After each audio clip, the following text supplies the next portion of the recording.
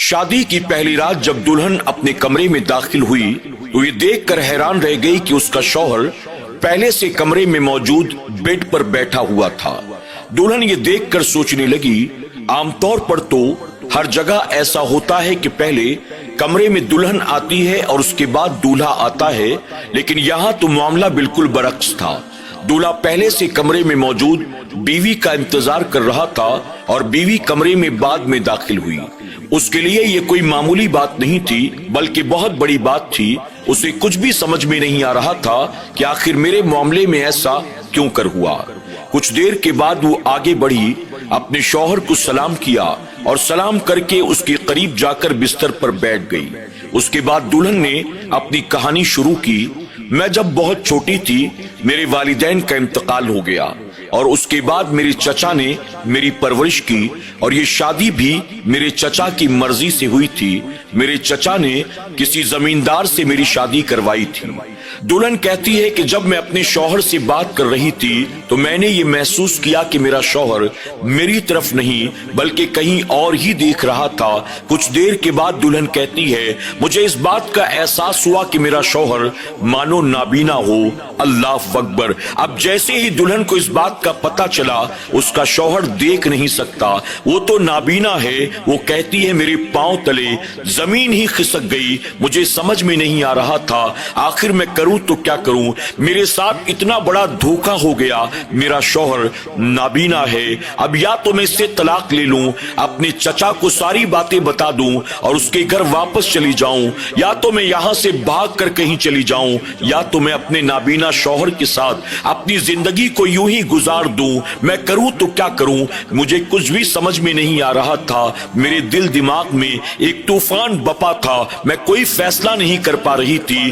दुल्हन कहती है, मैंने पहले ही बताया, जब मैं बहुत छोटी थी मेरे वालिदैन का इंतकाल हो गया। मेरे चचा ने मेरी परवरिश की। जब मेरी वालिदा बाहयात थी वो अक्सर मुझसे कहती थी, मेरी बेटी का शौहर कहीं का शहजादा होगा, वो घोड़े पर सवार होकर आएगा और मेरी बेटी को ब्याह कर अपने साथ घोड़े पर बिठा कर ले जाएगा। मेरी माँ तो मेरे बारे में क्या कुछ कहा करती थी, क्या कुछ ख्वाब देखा करती थी, लेकिन मेरे साथ कितना बड़ा धोखा हो गया। दुल्हन कहती है, मेरे माँ बाप अगर बाहयात होते उनके दिल पर क्या गुजरती। मेरे दर्द को शायद मेरे रब के सिवा और मेरे सिवा कोई न समझ सके। आखिर मेरे साथ इतना बड़ा धोखा कैसे हो गया। दुल्हन कहती है, इन्हीं सोचो फिक्र में डूबी हुई मैंने बहुत हिम्मत की, अपने हाथ को आगे बढ़ाया और मैंने अपने शौहर के हाथ को हाथ में लिया और मैंने उसे बोसा दिया। जैसे ही मैंने अपने शौहर के हाथ को चूमा, मेरे शौहर ने कहा, ऐसा करके तुम अपने आप को छोटा मत बनाओ। दुल्हन कहती है, अपने शौहर के इन जुमलों को सुनकर मानो मेरे दिल को ठंडक पहुंच गई, मेरे दिल को करार आ गया। फिर मेरे शौहर ने कहा, मेरी एक बात बहुत ध्यान से सुनो, तुम मेरे घर का एक फर्द हो और इस घर पर जितना मेरा हक है उतना ही तुम्हारा हक है। मैं तुम्हें नहीं जानता, मैं तुम्हें नहीं पहचानता, मैं तो ये भी नहीं जानता कि तुम खूबसूरत भी हो कि नहीं हो, और मैं ये भी नहीं जानता मैं जिंदगी में तुम्हें कभी देख भी सकूंगा कि नहीं देख सकूंगा। इसके बावजूद तुम मुझसे निकाह करने के लिए राजी हो गई। मैं जिंदगी भर तुम्हारे इस एहसान को याद रखूंगा और याद रखना, मैं कभी भी तुम्हारा दिल नहीं दुखाऊंगा, मैं तुम्हें कभी भी कोई तकलीफ नहीं दूंगा। मैं अपने शौहर की बातों को खामोशी के साथ सुन रही थी। मेरे दिल को करार आ गया। उसके बाद मुझे यूं महसूस हुआ जैसे मेरे शौहर कुछ तलाश कर रहे हों। मैंने कहा, क्या आपको कोई चीज चाहिए? मेरे शौहर ने कहा, हाँ, मुझे थोड़ा सा पानी चाहिए, क्या तुम मुझे पानी पिला दोगी? मैंने फौरन उनके हाथ में पानी का गिलास थमा दिया। मेरे शौहर ने पानी पिया और पानी पीने के बाद वो कहने लगे, रात बहुत हो चुकी है, जाओ तुम सो जाओ। दुल्हन कहती है, मैं अपने शौहर की तरफ देख रही थी, उनकी बातों को सुन रही थी। मेरे शौहर अगरचे नाबीना थे लेकिन जमींदार थे, वो बहुत ज्यादा खूबसूरत थे। मैं अपने शौहर की बातों को सुन ही रही थी कि अचानक ऐसा महसूस हुआ कि जैसे दरवाजे पर कोई छोटी सी बच्ची हो। वो कह रही थी, मुझे अपने अब्बू के पास जाना है, मुझे अपने अब्बू के पास जाना है। मेरे शौहर के कानों से जैसे ही ये आवाज टकराई मेरे शौहर उठे, जैसे तैसे दरवाजे तक पहुंचे। उन्होंने दरवाजा खोला।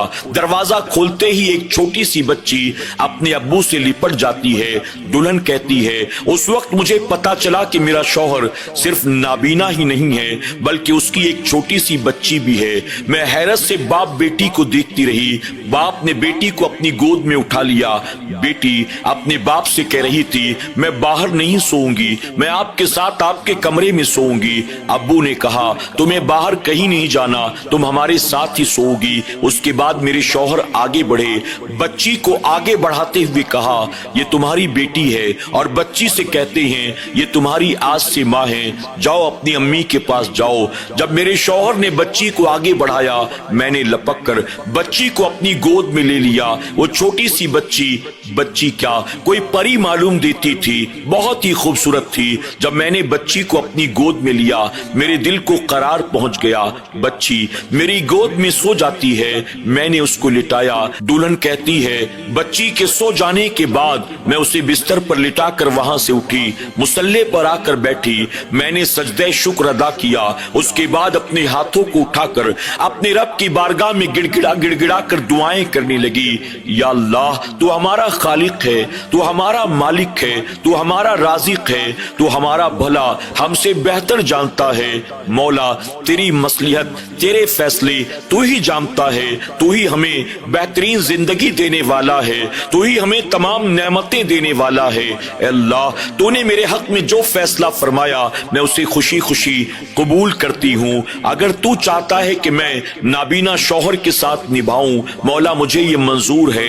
अगर तू चाहता है कि मैं अपने शौहर की बेटी को माँ बनकर पालूं, मौला मुझे तेरा ये फैसला भी मंजूर है। अल्लाह, तूने जो कुछ भी मेरे हक में फैसला फरमाया है, यकीनन इसमें मेरी भलाई ही होगी। फरमाया गया, रात के अंधेरे में बाप बेटी इत्मीनान की नींद सो रहे थे और दुल्हन मुसल्ले पर अपने रब का शुक्र अदा कर रही थी, अल्लाह की बारगाह में गिरियोजारी कर रही थी। सुभान अल्लाह। नाज़रीन इकराम, आज की इस कहानी से आपने क्या सीखा?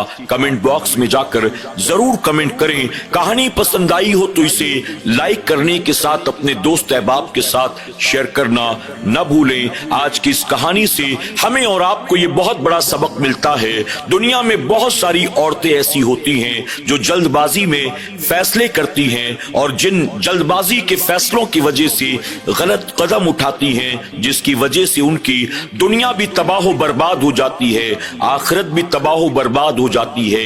लेकिन जिस तरह से आज की कहानी की दुल्हन ने सही फैसला किया, सब्र से काम लिया, अल्लाह की जात पर भरोसा किया, अल्लाह तबारक व तआला का शुक्र अदा किया, यकीनन अल्लाह तबारक व तआला उसे दुनिया में इत्मीनान और सुकून की जिंदगी अता फरमाएगा।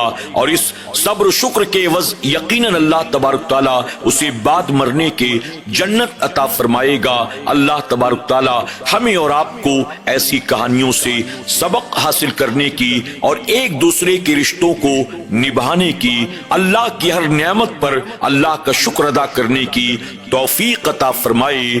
आमीन या रब्बल आलमीन।